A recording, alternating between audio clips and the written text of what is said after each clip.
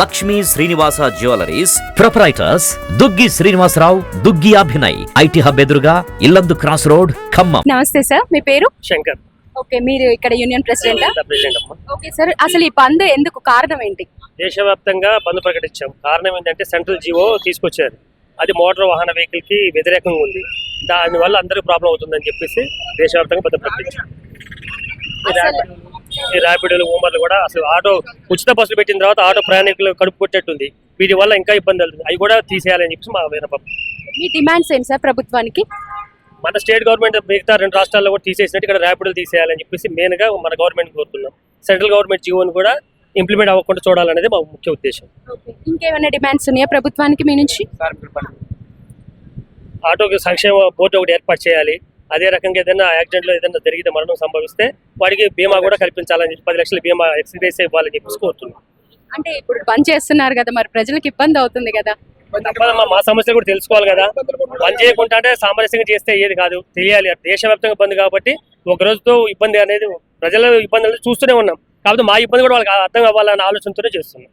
So మీ main ఉద్దేశం ఏంటి అంటే, మీ డిమాండ్ ద్వారా మీ ఏదైతే హామీలు ఉన్నాయో ప్రభుత్వానికి తెలియజేయాలని చెప్పి మీరు కోరుకుంటున్నారు. ఓకే, ఇంకేమైనా ఉన్నాయంటే సుమన్ టీవీ ద్వారా మీరు ఏమైనా చెప్పాలనుకుంటున్నారు ప్రభుత్వానికి మీ డిమాండ్స్? ఇదేనమ్మా, ఏమీ లేదు. ఇప్పుడు ఉన్న ర్యాపిడోలు తీసేయాలి, ఇంప్లిమెంట్ కావాలి. ఇప్పుడు టోల్ గేట్ కూడా ఏదో కొత్తగా మళ్ళీ ఆటోలు కూడా టోల్ గేట్ కట్టాలని చెప్పేసి ఏదో వస్తుంది అంటున్నారు. అటువంటివి లేకుండా మా పరిస్థితి అసలు బాగాలేదు, రోడ్డులో పడ్డాయి.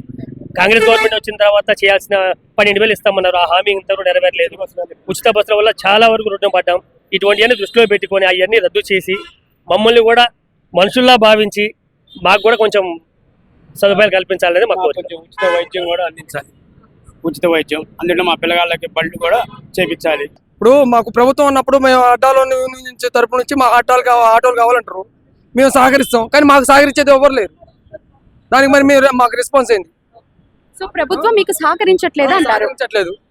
ఏదైనా చిన్న యాక్సిడెంట్ అయినా కానీ దాని మీదనే మళ్ళీ ఇంకా మా మీదనే ఏదో అపో మోపి దాని మీదనే పెద్ద ఇష్యూ చేసి, ఆటో వాడు తప్పు లేకపోతే డ్రింకింగ్ చేస్తుండ్రు, లేకపోతే ఏదైనా వాడు ఏదో చూసి తోలు పోయి గుద్దుతుండని మా మీదనే పెద్ద దాని మీదనే మళ్ళీ వ్యతిరేక చేసి దాన్ని పెద్ద ఇష్యూ చేసి చికా చేస్తారు.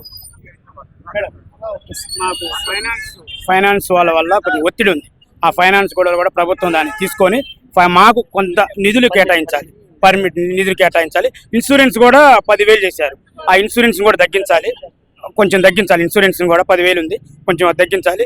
మాకు మళ్ళీ ర్యాపిడో, ఓలా ఇవన్నీ పూర్తిగా తీసేయాలి. మళ్ళీ తర్వాత వచ్చేసి మన టోల్ గేట్లు, ఆటో టోల్ గేట్లు, మెయిన్ ఈ టోల్ గేట్లు ఇన్నాళ్ళు ఫ్రీగా పోయేది మేము టోల్ గేట్లు. ఇప్పుడు టోల్ గేట్లు అనేది కొత్తగా ఇష్యూ చేస్తున్నారు, దాన్ని కూడా తీసేయాలని కోరుకుంటున్నాం. మెయిన్ దీని ఇంపార్టెంట్ ఏంటంటే ఉచిత బస్సులు, ఫ్రీ బస్సుల వల్ల మాకు ఎంప్లాయీస్కి తప్ప ఫ్రీ బస్ ఉపయోగపడేది, మామూలుగా ఎవరికి ఉపయోగపడట్లేదు ఫ్రీ బస్ అనేది. దయచేసి మా డిమాండ్ ముందు అది, దాన్ని మీ ద్వారాగా, మీ సుమన్ టీవీ ద్వారాగా తెలియజేసుకుంటున్నాం. ఆటో కార్మిక ఐక్యత, ఆటో కార్మిక ఐక్యత, ఆటో కార్మిక ఐక్యత. తీసేయమంటున్నారు కదా వీళ్ళు, అది తీసేయడానికి రీజన్ ఏంటి? ఇప్పుడు వాళ్ళు యూనియన్ ఉంది కదా, దానికి కూడా ఇంత ఛార్జ్ చేస్తున్నారు కదా, అది న్యాయంగానే ఉంది కదా, అన్యాయం ఏం కాదు కదా. ఇప్పుడు అర్ధరాత్రి అయినా అపరాత్రి అయినా ఏ టైంలో అయినా ర్యాపిడ్ అనుకో ఈజీగా వెళ్తున్నాం, దాన్ని తీసేయడానికి రీజన్ ఏం లేదు కదా. ఫ్రీ బస్ అంటున్నారు, ఫ్రీ బస్ ఏంటంటే అది ఉపయోగించుకునే వాళ్ళు ఉపయోగించుకుంటున్నారు, అందరికీ ఉపయోగం లేదు కదా. ఈ లోకల్లో తిరగడానికి ఏంటంటే ఫ్రీ బస్ ఎవరు ఉపయోగించుకోవట్లేదు, దానివల్ల వీళ్ళకి అసలు ఏది ఉండదు. ఇప్పుడు మీరు బంద్ని సమర్థిస్తున్నారా? బంద్ అసలు ఏని పెట్టారు బంద్ వీళ్ళు, అసలు ఏం తెలియదు కదా, వాళ్ళు మాట్లాడేది నాకు తెలియదు, బంద్ గురించి ఏం తెలియదు. వాళ్ళు మాట్లాడేది ఏంటంటే అసలు ర్యాపిడో గురించి, ఫ్రీ బస్ గురించి అవసరం లేదు. వాళ్ళకి కావాల్సిన ఏమన్నా ఉంటే మాట్లాడుకోవచ్చు. వాటి వల్లే ర్యాపిడో, వీటి వల్లే మేము ఇబ్బంది పడేది. ఫ్రీ బస్ వల్లే ఎంప్లాయీస్ కి ఉపయోగపడుతున్నాయి, మిగతా వాటికి ఎవరికి ఇబ్బంది పడట్లేదు. ర్యాపిడో వల్ల 2 వీలర్ తోలుతున్నారు, కార్ తోలుతున్నారు, మిగతా వాళ్ళు అన్ని తోలుతున్నారు. ఆటో ఒక్కలే కాదు. సెంట్రల్ నుంచి జీవో వచ్చింది, మా ముఖ్య ఉద్దేశం సెంట్రల్ నుంచి జీవో వచ్చింది మేడం. కావాలని యాక్సిడెంట్ ఎవరు చేయరు. ఏదన్నా యాక్సిడెంట్ జరిగితే దానికి లైసెన్స్ రద్దు, ఫైన్, అంటే అవతల నష్టం జరిగిన వాడికి ఫైన్, 2 సంవత్సరాలు జైలు శిక్ష. కోసమే కదా అది, అంతే కదా. ఇంకొకటి భయపడడం కోసం ఎవరు ఉన్నారో బాధ్యతాయుతంగా ఉన్నాం మేము. 25 సంవత్సరాల ఫీల్డ్లో ఉన్నాం.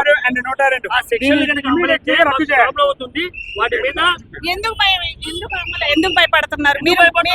మీరు కేర్ఫుల్ ఉంటే ఏం కాదు కదా. ఎవరు మామూలుగా శిక్ష పడాలి. అది ఎంతవరకు కరెక్ట్ చెప్పండి. యాక్సిడెంట్ అవుతున్నాయి, దానికి రీజన్ ఎవరు? అవి ఆయనే. తగ్గించడం కోసమేనా? శిక్షలు తగ్గించడం కోసం ఇప్పుడు ఈ ప్రయత్నం. ఎవరు దాన్ని బయలు? ఇప్పుడు వాళ్ళు ఆర్టీసీలో ఎలా 60 మంది ఫ్లైట్ ఎక్కించాలా? పడిపోయింది. ఎవరు? 60 మందిని ఎక్కించాలా? 120 మందిని ఎక్కించుకొని పోతాడు. అప్పుడు వాళ్ళు ఉపయోగపడతారా? మేము అనేది మీరు అనేది కరెక్టే. మేము అనేది ఉన్న డిమాండ్ లో ఉన్న సెక్షన్ లో కొంచెం మినహాయింపు ఇప్పుడు జరిగితే మీరు మినహాయింపు అడగండి, అంతేగాని శిక్ష పడితే ఫైన్ అవసరం లేదు కదా. అంతేగా అన్ని రద్దు చేయడం అనేది శిక్ష పడాలి, ఫైన్ కట్టాలి, లైసెన్స్ రద్దు చేసుకోవాలి. నాకు పిల్లలు ఉన్నారు, మా ఆటో కార్మికులకి మేము బతకాలి కదా. 3 అనేది సాధ్యపడదు కదా. మాకేమీ లేదు.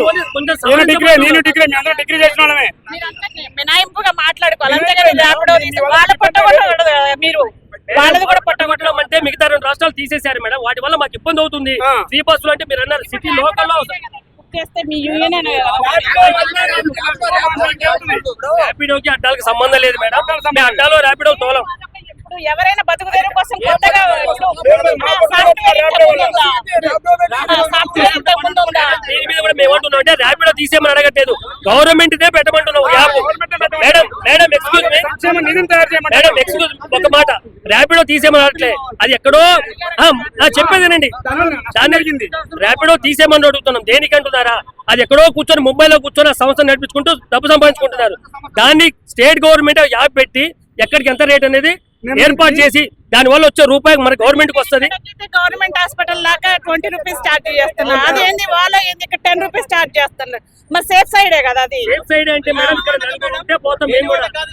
లేని ఎందుకు అందరూ వినియోగించుకున్నారు. మేడం మీరు అన్నారు ఉచిత బస్సు కొంతమందికి వర్తిస్తుందని. గవర్నమెంట్ ఎంప్లాయీలు టీచర్స్ ఉన్నారు, ఎంప్లాయీస్ ఉన్నారు, లక్షన్నర శాలరీ తీసుకున్న వాళ్ళు బస్సులో రెగ్యులర్ వెళ్తున్నారు.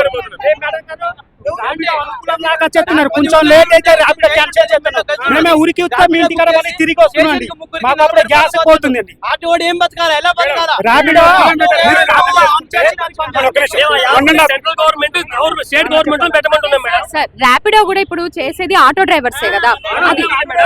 అది బయట ఎవరో ఎక్కడో ఢిల్లీలో కూర్చొని ముంబైలో కూర్చొని కాదు, స్టేట్ గవర్నమెంట్ యాప్ పెట్టమంటున్నాం. లోకల్ వాళ్ళే కదా డ్రైవ్ చేసేది. వస్తుంది, మాకో రూపాయి వస్తుంది. ర్యాపిడో కష్టాన్ని చెప్పుకుంటున్నాం. సో ప్రభుత్వం అమలు చేసినటువంటి ఉచిత బస్సు వల్ల వాళ్ళకి చాలా ప్రయాణికులు తగ్గారని, వాళ్ళకి చాలా పూట కూడా గడవడం కష్టంగా ఉందని చెప్పేసి నిరసన వ్యక్తం చేస్తున్నారు.